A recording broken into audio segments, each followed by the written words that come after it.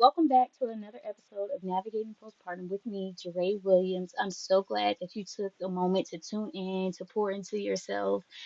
And I'm so happy that I was able to create a space for moms who are struggling with postpartum or just want to redefine themselves to come and figure out how can I get back to myself? How can I pour into myself? How can I show up and be that woman that I desire to be?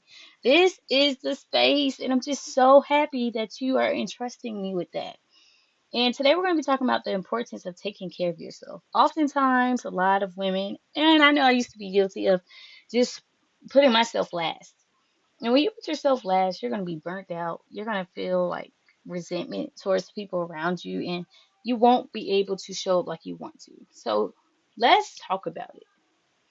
Moms need alone time. Have you ever experienced when you could just leave the house without the kids and be able to enjoy walking through the store or just riding in silence or just driving in the car, listening to your music uninterrupted?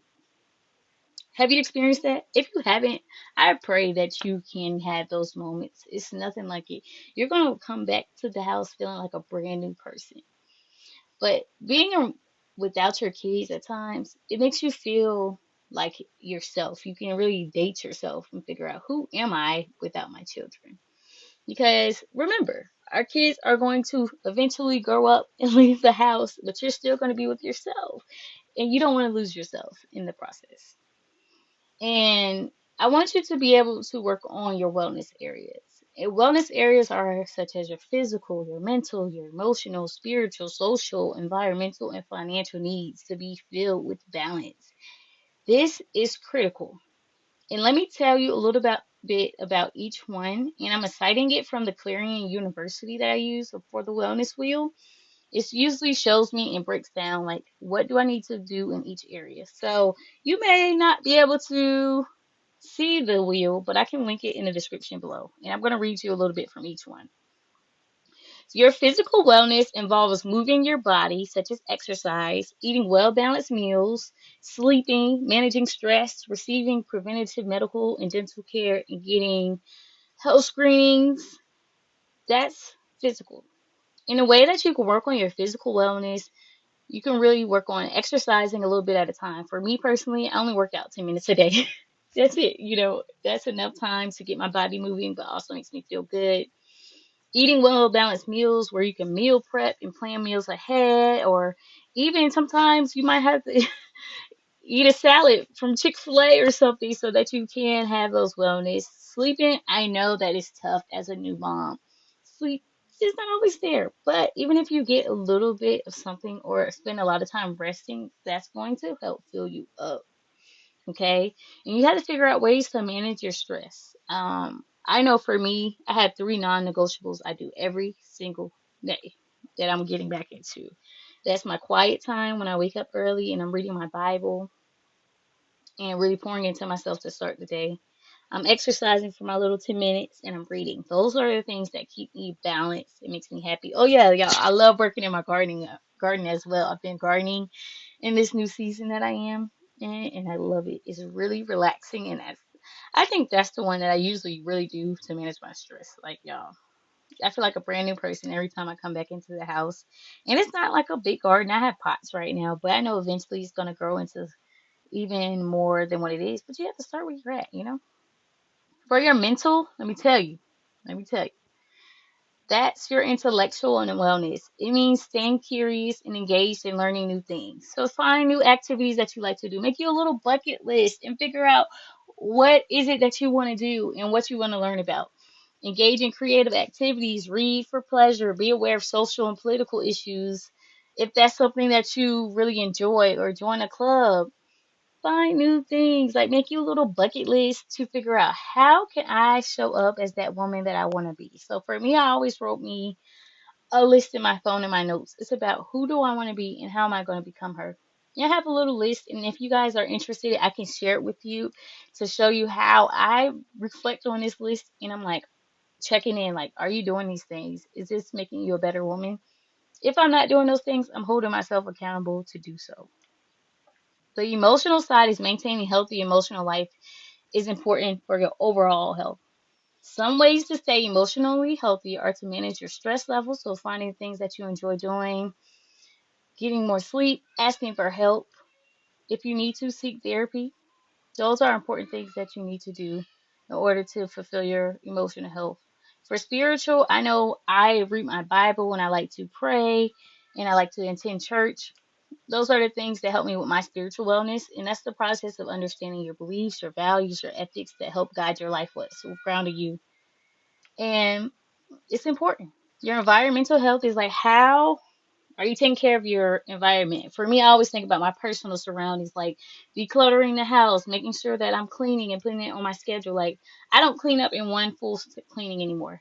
So each day I do a little bit at a time, like maybe one load of laundry, sweep the floor, load the dishwasher. Those little things add up to make you have a clean home. Because I always feel like when you have a clean house, you have a clean mind. I don't know about y'all, but if you agree or if you disagree, let me know because that's how I feel. I just do a little bit at a time. I don't spend my whole day deep cleaning. Like I'm a mom too now. Don't have that kind of time to do that. Financial wellness is like budgeting, making sure that you are taking care of your finances, planning for the future. You can do that by creating a budget, learning to be a good consumer, try to find ways to save money, especially during the holidays coming up. I know that it's easy to just start cha-ching, cha-ching, cha-ching, but if you prepare for it, you could do that. But if not, just start putting a little bit of money to the side so that you could be better off. And I know it's everything's getting expensive, so I say budget, budget, budget, budget. But these are the things that help you achieve balance in your wellness areas. And don't get me wrong, balance is what you make it. So I know I find the things that are most important to me and I prioritize those things. But this wellness wheel is going to give you the full scope of how you can get there based on your beliefs. How do you want that to work for you? And I'm going to be honest, very transparent right here. I'm not always able to get alone time to do each one of these things that I enjoy. But when I'm able to do that, I incorporate my children with me. So for example, say I want to go out to the garden, but I'm with the kiddos and my husband's working. I'm just going to take them out there with me. Or if I want to go for a walk, I take them with me. But I find things that I enjoy doing. So when I'm doing it, it's not always going to look ideal. I'm not going to always be alone. But I do it in the sense of I'm enjoying doing this and being open minded. But it's important to make sure that you incorporate these things. And when you do have the time to do it, you do it. Because if you do not incorporate time to be alone or really take care of your wellness areas, you're going to be burnt out, you're going to be irritable. That's where the depression and anxiety comes in and just extreme stress. Your physical health can also suffer by having headaches, weight gain, low immune system, health issues, even less sleep than you're already getting. And if you're not even convinced yet, like, I'm not going to have this alone time, I'm going to tell you these four other points. There's poor parenting practices, parenting distress, less patience. You're not going to be satisfied, enjoy your role as a mom. You're not going to be able to be present and happy. And you're going to be more on edge. Like everything's going to bother you. And that can lead to harsh discipline in your children and even child abuse. And I'm not saying this to scare you, but I'm telling you this so you can be aware and know that you have to take a step back. Because sometimes we don't mean to do these things because we're just going, going, going. But you have to take a moment to pause and take care of you. Even if it's only 5 to 10 minutes a day, or if you wake up a little later, or go to sleep a little later, do these things because you deserve it. You deserve to take care of yourself. And thanks to Christina Hibbert, a psychologist that advocates for moms' mental health, gave me this list of things that I saw on her website, these breakdowns, plus in this amazing sample I'm about to read to you. Failing to give yourself a break is like loading a seesaw from both ends with heavier and heavier weight. Eventually, the board will snap. Your brain, without time away, will eventually do the same. In fact, recently, she had a client of hers who's a wonderful mother and a person, someone many people admire, found herself in a mental hospital because she had been unwilling to slow down, unwind, and ask for help. We don't have to do this ourselves. When I read that, I was like, it's so vital that we take care of ourselves because If we're not good, our home is not going to be good, our kids are not going to be good, we're not going to be able to flourish in our different areas of our life. And I will link her website below in the description so that you can check out her blog. It's really good. Like, I found it, came across it, and I just thought it was amazing. So how do we get time alone? Like, you're telling me take care of myself. But Jaree, how do I do this? Here are 5 tips that I'm going to give you, and then we're going to be done. First, you need to ask your partner or your family and friends for a break to spend time alone. And if needed, don't be afraid to pay for a babysitter that's within your budget just for an hour so that you can get away. It may seem scary at first, but you need it. You need to go out and feel refreshed. You need to be able to mentally have clarity, emotional clarity, physical clarity. Sometimes we're tapped out. And for you to take that step away is going to make you feel amazing and make you feel that you can do it. Even for me, sometimes I have to tell my husband, like, yeah, I need a moment. And I used to feel bad when I did that. But once I got into a habit of doing this, I feel better. I know my emotional limits. I know how to take care of myself when need be. You need to have weekly family meetings with your partner. And if your children are older, have a meeting with them to schedule out those times for you and your partner to have alone time, for budgeting, all the things that's going to lead to a successful household with communication. The third one is create a list of things that make you happy, or what would you like to try? Like how I said, I made a list of things and of how I want to be. What things do I want to accomplish? And I know that it may seem like I don't know who I am. Look on YouTube, look on Pinterest, find different things that find you think are interesting and write that list. And when you have a moment, put it in your calendar to get it done when that time comes. That's when asking for help, asking for breaks come into option. And when you ask for something that does not make you weak, don't ever even think that.